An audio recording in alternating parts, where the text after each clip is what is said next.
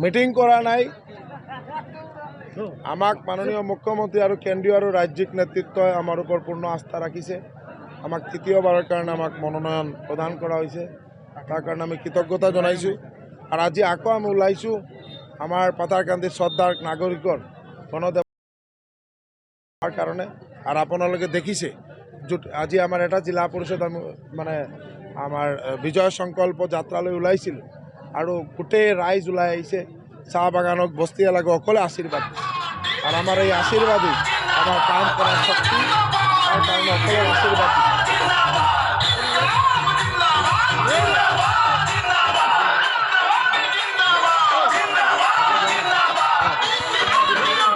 আপুনি আপোনাৰ গোটেই সমষ্টিখন ঘূৰিলে আজি কিছুমান অঞ্চল, এই যে সঁহাৰি পাইছে বিশেষকৈ বাগান চাহ বাগান অঞ্চলত কেইটা বাগান আছে আৰু কিমান বাগানীয়া সম্প্ৰদায়ে যিহেতু ইয়াতে এটা নিৰ্ণায়ক ভূমিকা গ্ৰহণ কৰে, তেওঁলোকৰ সঁহাৰি কেনেকৈ লাভ কৰে? আজি আপোনালোকে বিভাজন নকৰিব। আমাৰ পাথাৰকান্দি কনষ্টিটুৱেঞ্চিৰ ৰাইজে সদায় ভাৰতীয় জনতা পাৰ্টিৰ ওপৰত পূৰ্ণ আস্থা আৰু বিশ্বাস আছে। আৰু বিশেষকৈ আমাৰ মাননীয় মুখ্যমন্ত্ৰী ডক্টৰ হিমন্ত বিশ্ব শৰ্মা মহোদয়ৰ ওপৰত পূৰ্ণ বিশ্বাস আৰু আস্থা আছে। তাৰ কাৰণে আপোনালোকে দেখিছে লাষ্ট পাৰ্লামেণ্ট ইলেকশ্যন পাথাৰকান্দিৰ ৰাইজে এনেকুৱা কৃপানাথ মালাক আশীৰ্বাদ দিলে যে আমি গোটেই অসমৰ মাজত 1 নম্বৰ স্থান দখল কৰিব পাৰিছোঁ। আৰু আজি আমি ওলাইছোঁ চাহ বাগান হওক বস্তি এলেকা হওক সকলো এলেকাৰ ৰাইজ আমাক আশীৰ্বাদ দিছে। আমি কৃতজ্ঞতা স্বীকাৰ কৰি আছোঁ। আৰু তেওঁলোকৰ মংগল হওক আৰু পাথাৰকান্দিৰ উন্নয়ন হওক, এটাই আমাৰ প্ৰাৰ্থনা। আৰু বৰাক উপত্যকা অসমৰ উন্নয়ন হওক। আমাৰ মাননীয় মুখ্যমন্ত্ৰী ডক্টৰ হিমন্ত বিশ্ব শৰ্মা মহোদয় আকৌ মুখ্যমন্ত্ৰী হিচাপে অধিষ্ঠিত হ'লে অসমৰ উন্নয়ন আৰু ত্বৰিত গতিত উন্নয়ন হ'ব। আৰু আমি জানো, সকলোৱে জানে যে অহা 4 মে যেদিন কাউণ্টিং হ'ব 95+ সিট ভাৰতীয় জনতা পাৰ্টিৰ মিত্ৰজোঁটৰ দখলত যাব। আৰু মুখ্যমন্ত্ৰী হিচাপে আমি ডক্টৰ হিমন্ত বিশ্ব শৰ্মা মহোদয়ক পাম।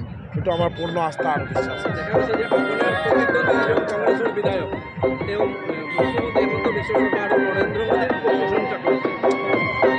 সকলোৱে কৰিব লাগে, কাৰণ ডেভেলপমেণ্ট একমাত্ৰ আমাৰ সকলো শ্ৰদ্ধাৰ জনপ্ৰিয় মুখ্যমন্ত্ৰী ডক্টৰ হিমন্ত বিশ্ব শৰ্মা মহোদয় লাষ্ট এই 5 ইয়াৰ অসমৰ প্ৰত্যেকটা এৰিয়া ডেভেলপমেণ্টৰ কাৰণে যি প্ৰয়াস চলাইছে। আজি পাথাৰকান্দিৰ নিচিনা এটা কনষ্টিটুৱেঞ্চি তাতে এগ্ৰিকালচাৰ কলেজ হৈছে।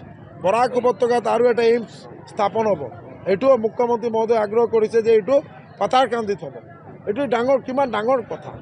আৰু আপাৰ হওক, মিডিল হওক, লোৱাৰ হওক, বৰাক হওক, পাহাৰ হওক, ভৈয়াম হওক, সকলো ঠাইত সম উন্নয়ন এইটো মাননীয় মুখ্যমন্ত্ৰী কৰি দেখাইছে। তাৰ কাৰণে মুখ্যমন্ত্ৰীৰ ওপৰত সকলো আস্থা আৰু পূৰ্ণ বিশ্বাস আছে। কিমান ভোটত জিকিব বুলি আশা কৰিছে?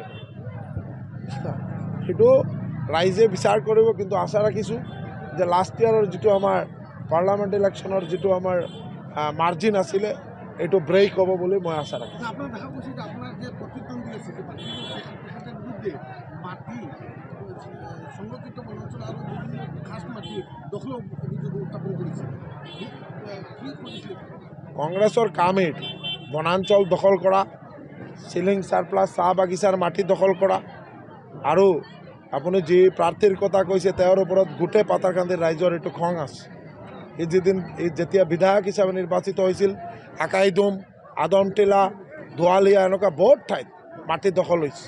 সেইকাৰণে ৰাইজে এইটো খুব বেয়া পাইছে। আপোনালোকে দেখিছে আজি আদমটিলাৰ ৰাইজ কেনেকুৱা খঙত আছিলে, আজি আমাৰ এই কুকিতলৰ ৰাইজ কেনেকুৱা খঙত আছে। তো এইটোতো ৰাইজে এইটো ভাল পোৱা নাই। কাৰণ ৰাইজে কি বিচাৰে যে শান্তি, সম্প্ৰীতি, ডেভেলপমেণ্ট এইটোৱে ৰাইজে বিচাৰে। ৰাইজে সদায় বিচাৰে যে এই আমাৰ এৰিয়াত ডেভেলপমেণ্ট হ'ব, আমাৰ ল'ৰা ছোৱালীৰ যাতে ইয়াত কৰ্মসংস্থানৰ ব্যৱস্থা হয়। আৰু তেওঁলোকে বিচাৰে মাটি দখল। এইটোতো ৰাইজে ভাল নাপায়। তাৰ কাৰণে আপোনালোকে এইটো নিৰ্বাচনৰ 9 এপ্ৰিল এইটো আপোনালোকে গম পাই যাব যে তেওঁলোকৰ কি অৱস্থান হয়। ঠিক আছে। যিকোনো খবৰৰ বাবে যোগাযোগ কৰক আমাৰ এই নম্বৰত 9181 307 221।